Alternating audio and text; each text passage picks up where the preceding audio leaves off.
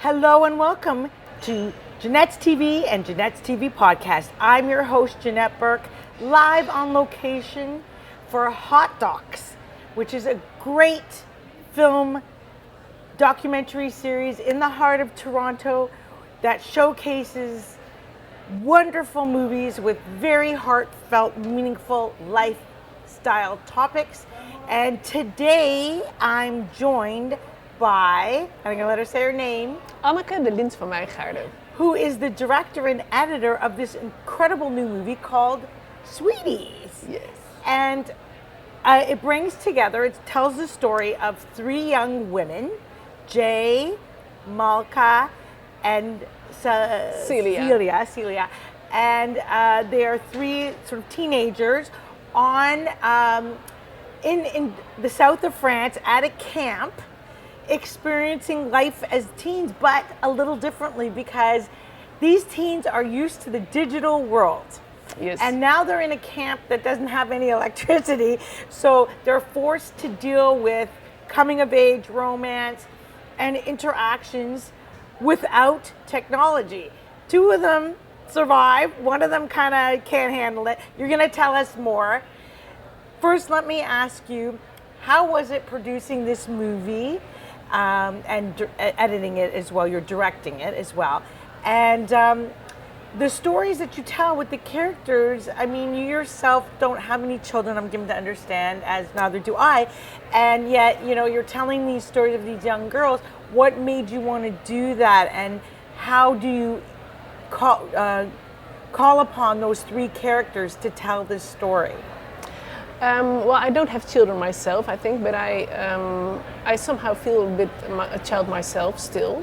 Yeah. And I've been making a lot of children's documentaries before, like youth documentaries. Mm-hmm. And for this film, I was really curious. Actually, I made this film together with Nathalie Bruins. We directed it, the two of us. But we were always talking about love and how complicated it is. And it never finishes, it never ends, it's so complicated. So we thought, well, let's make a documentary about this. Like, how is it going with girls in this age, you know? And so for that reason, we were looking for three girls that were totally different. And we wanted to see, like, how would they relate to love, like romantic love, in this age of the digital phone. So let's talk a little bit more about how each one of them do. And I think it's really interesting that, you know, you are reflecting on teenagers in this experience, but these teen kids could be daughters of people watching, and they could be granddaughters, right? And the way that they cope with love, but also without having the digital component is very interesting. And I'd like you to delve a little bit more into that for me, please. Yeah, I think it's interesting because they have their mobile phones in normal life. They've seen so many different examples of what love should be before even being able to explore it themselves. So they already know, like, what are the 10 signs you know a guy likes you, for example. Yeah. And all that kind of things, and how to behave and how to French kiss for the first time. So they have seen this all on their phones. And what happens then for them to be on a campsite and really see real boys and girls for the first time, and how to cope with that real situation. But how do they cope? Because one of them actually doesn't cope, right? She only wants to be on her phone, and because this girl, is she an escapist? I mean, I think I might have been a bit the same as Jay. That's her name. She's, I think, very shy. And she had a relationship, she also tells that in the movie, she had a relationship with a boy for 4 years without even seeing the boy for real. So they have been chatting for like 20 hours a day on their mobile phones without even seeing each other. And so the boy wanted to see her, but she was like, oh, I don't want to see him, because what happens if I'm going to see him in real life? Is something going to change in our relationship? So she tried to not see him all the time. You know what? This is a little bit ringing home too true in today's world, when this is going on and we have cyber dating and what have you. But is that really love? I mean, we're talking about love here. We're talking about young girls experiencing love and coming of age. How has that all changed? I mean, it seems, if we're looking back, if you and I were looking back in our life, we would say that was kind of weird, wouldn't we? And wouldn't we also say that there's something missing there, that she's not really bonding with the other person? Yeah, you could say that's true, but you could also say that it's a sort of a different, that's what I think actually. Yeah.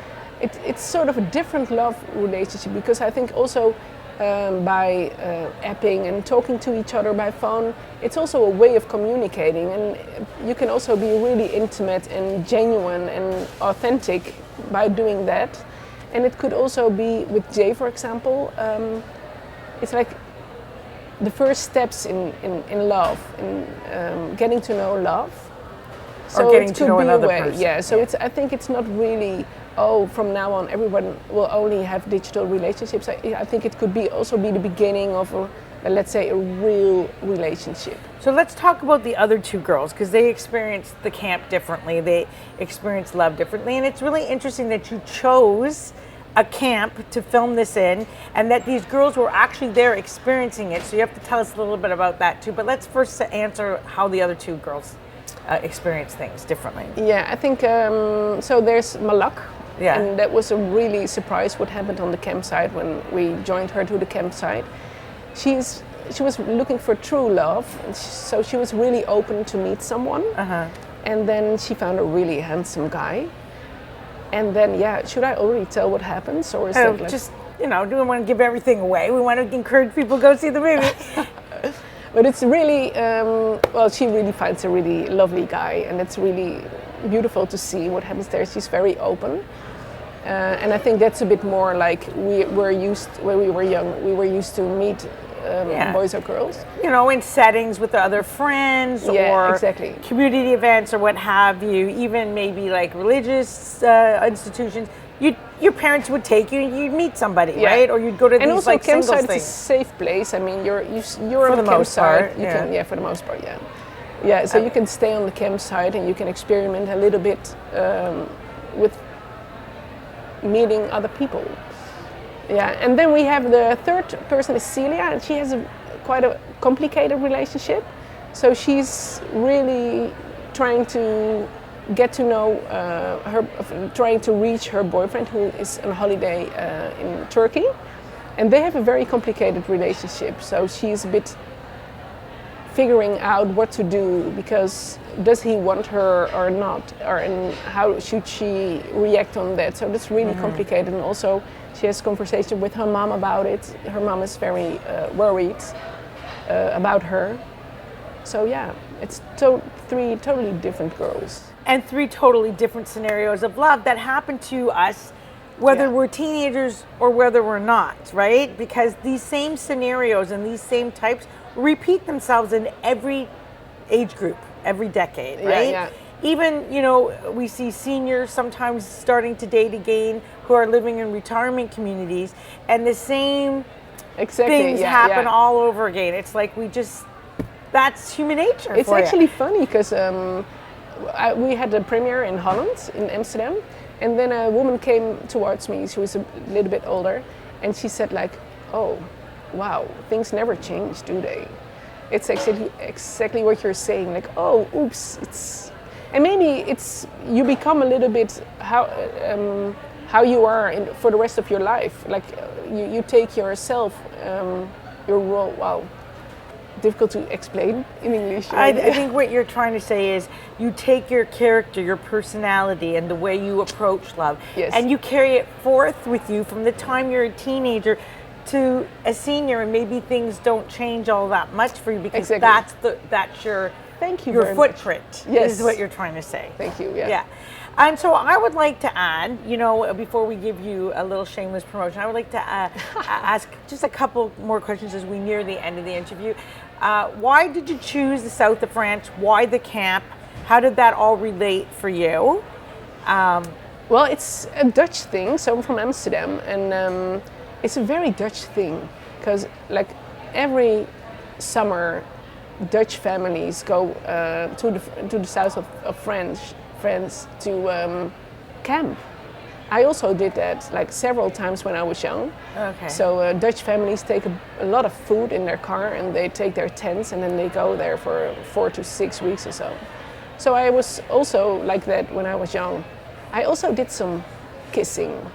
Right. I was going to ask you what elements of the story are somewhat of you, or what parts of the characters reflect you and your life and your own life? I think I was very shy when I was young, so I relate a bit to the girl who was on her phone all the time. I think when I would have had a phone when I was young, I would have been on it all the time as well, because I found it so super scary, boys, and yeah.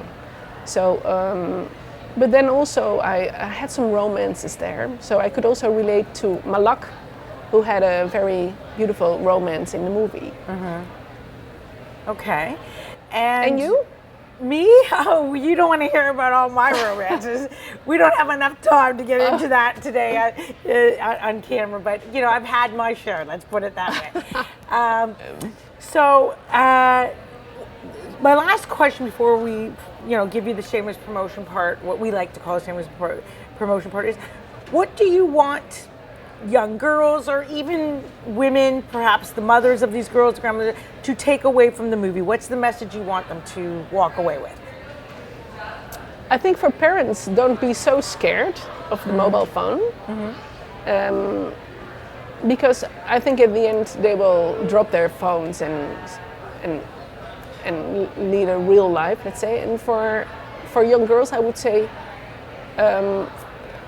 don't pay attention too much to social media and try to find out what you like yourself and go your own way. Okay, so now it's time for the shameless promotion. Yay! So the film is showcasing at HotDocs this week. Tell us a little bit about the screenings and maybe even a website where we could go to learn more.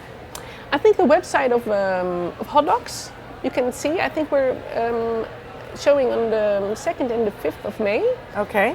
And it would be great if you would all come and see it. And what will happen after HotDocs if people can't get down here to see it? Will it be showcasing on some digital platform? It will first show on Dutch television. Oh, Dutch and then television, afterwards, I'm not really sure actually. Might wind up on Netflix. You never know, right? There's other Dutch series. I have to true. But first, I think it has to be on Dutch television, and then we'll see further. Okay. So we'll make sure to include those links in the show notes. Thank you very much. And everyone, it's been lovely interviewing you, lovely meeting you. Good luck with the film. I want to thank my dear audience for joining in today. Please remember to like, comment, and share on all our posts. You can find us everywhere: Facebook, LinkedIn, Twitter, YouTube. Sorry, Twitter's now X, YouTube, Vimeo. You name it, we're there. That's on the TV side. On the podcast side, we're on iHeartRadio, Buzzsprout, BuzzFeed, Apple, and a whole list there. So for a complete list of where to watch and listen to us, please check the link in the show notes below. If you haven't already done so, please remember to subscribe to our YouTube channel. That link will also be below. And you can support us in one of two ways. We have these incredible t-shirts with either the JTV logo and tagline or an inspirational saying made by me and a previous guest in the previous episode. The choice is yours, along with your color and size. Everything is conveniently shipped straight to your front door. All you have to do is order. That link will also be below. And we'll see you next time. And until then, continue to be fabulous. This is Janette Burke, your host, signing off.